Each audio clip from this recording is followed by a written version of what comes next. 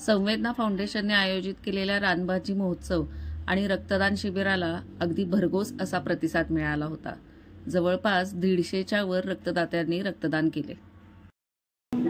नमस्कार मॅडम, आल्याबद्दल धन्यवाद. तुम्ही आमच्या रक्तदान शिबिराला भेट दिली. संवेदनामार्फत आपलं स्वागत आहे. किती जणांनी केलं आतापर्यंत? आतापर्यंत 72 लोक. आणि दिवसभर चालू असते नी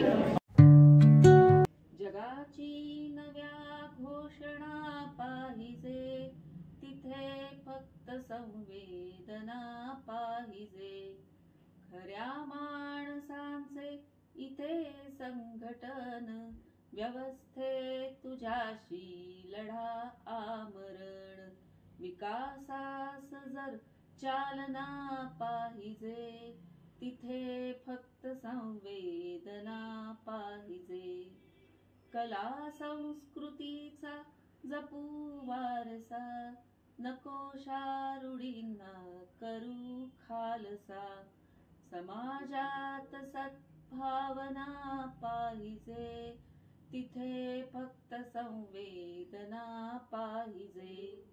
इथे लाभते जे जगाला हवे, इथे सूर्य होती किती काजवे. खरी साथ जर जीवना पाहिजे, तिथे फक्त संवेदना पाहिजे. भविष्या तुझ्या पाठलागामुळे मला मीच रस्त्यावरी सोडले.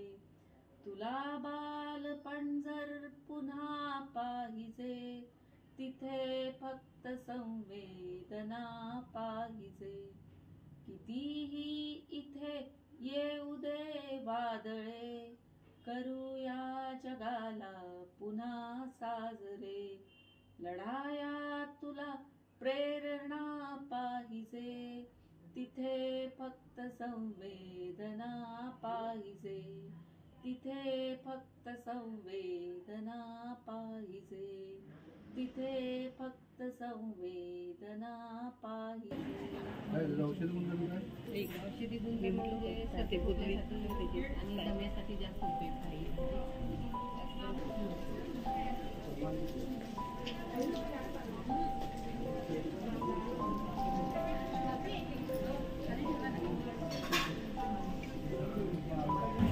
इकडं हे करा.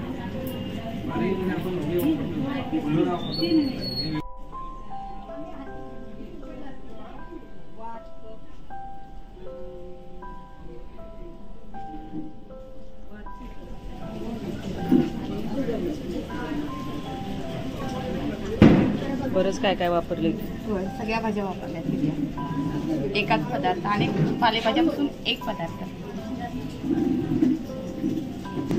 पण त्याच्यात पीठ कुठलं वापरलं? पीठ हा, ज्वारी, फक्त ज्वारी आणि बाजरी. तू काय केलंस? कशाची? मोहराची भजी ना. आणि भाजी चांगल्या कामात. तुम्ही केलाय? एकमेव पुरुष स्पर्धक आहे का? सगळ्या स्त्रियांकडनं बक्षीस.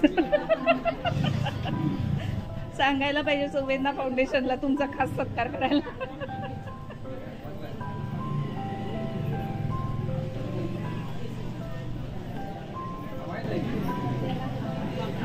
तू केलीस?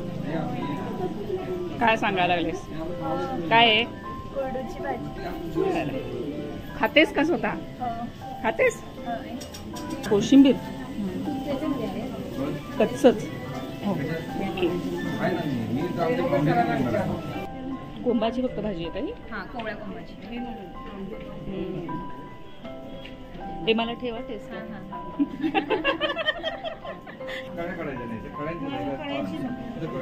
तुम्ही काय केलं? कोरडूची भाजी स्वतः केले? होय.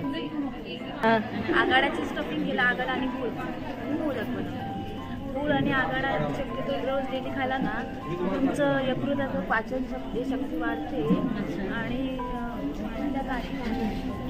पावसाचे 4 महिने कंटिन्यू खायला. सारण आगाड्याचं आणि गुळाचं. गूळ आणि आगाड्याचं. सारण. हां अरे. आपण आणि हे काटे कुसुंबाची वडी. पहिल्यांदाच ऐकायला लागले. हे तर मी माहिती आहे, तुम्हाला सांगा. म्हणजे ते दुर्वांसोबत भाग घेतला हे सगळ्यात महत्त्वाचं. नाही आधी माहित असते तर आम्ही सगळं पाठ करून आलो. गणपती आहे आणि घरात पण गणपती आहेत. हाच तर भाग घेण्यामागे उद्देश असतो.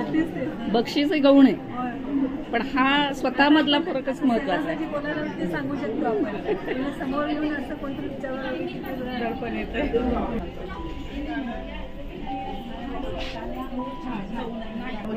डोळ्यासाठी खूप चांगले. आपली निगेटिव्हिटी बाहेर जाण्यासाठी असेल. मग जर आपण स्वतः जर खाल्लं तर शरीराची पण नाही बरोबर. ते वर्षभर टिकते का?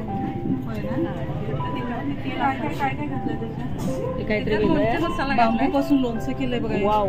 तेच ना. कसं केलं आहे? बांबू पहिला उकडून घेतले मी. वरच काढलं, सगळं स्वच्छ केलं, उकडून घेतलं. हा आपण लोणचं बनवतो नाही तसंच नाही, फक्त हे कापड त्याच्यात टाकायचं आणि उकडून घेतो. पहिला उकडून घेतलं, कापड केले. कशाची? ह्याचीच केली. काप म्हणजे खिरी सारखे. खिरीसारखे सेम. काय घातलं? गुळ कसा कर? गुळ घातले. आणि हे आणि भाजी बांबूची. बांबूची भाजी. बांबूची भाजी. आणि कुठल्या प्रकारचा बांबू? हे फुट माहितीये काय? येळू येळू मोठा येळू होय. काटे असतात बघा त्याला, त्याच्यापासून परवा आपण बघितलेली.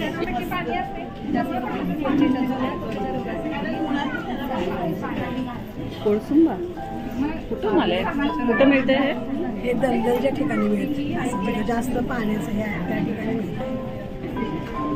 त्याचं काय केलंय तुम्ही? त्याची मी भाजी बनवली.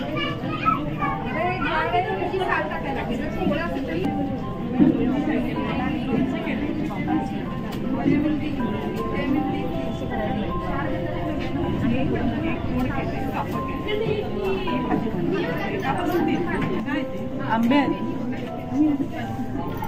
आत्ता तेच ना. सीझन कुठला असला खराब आहे ना. आणि एवढे घट्ट आहेत ना की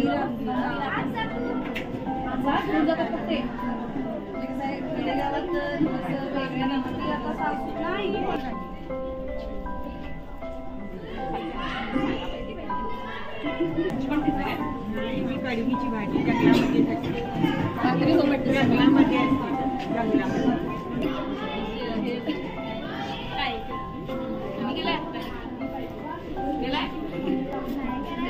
मॅडम ही बँक मी तुम्हाला म्हणत होते ना, बँक टेस्ट घेऊन बघा, फार सुंदर लागतं.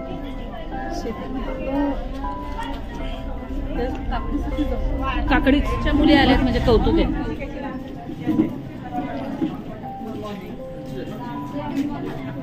कितवीच्या का तुम्ही सगळ्या? कितवीच्या? कुठली शाळा? हा? नवकृष्णा. कुठं? उत्तूर. काय ना?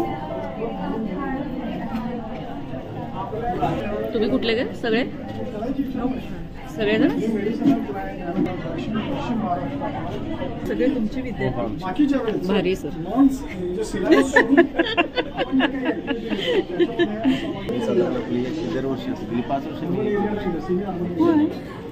आता तुम्ही रानभाजी महोत्सव भरवला तुम्हीच. अभिनंदन. आणि माझं म्हणणं असं आहे की देशी वृक्षावर भर. हे जे फॉरेस्ट डिपार्टमेंटने लावले ना काही कामाचं नाही. आता मला दाखवायला सुरूवर कधीतरी काय घरटं बांधलेलं बघितलं नाही.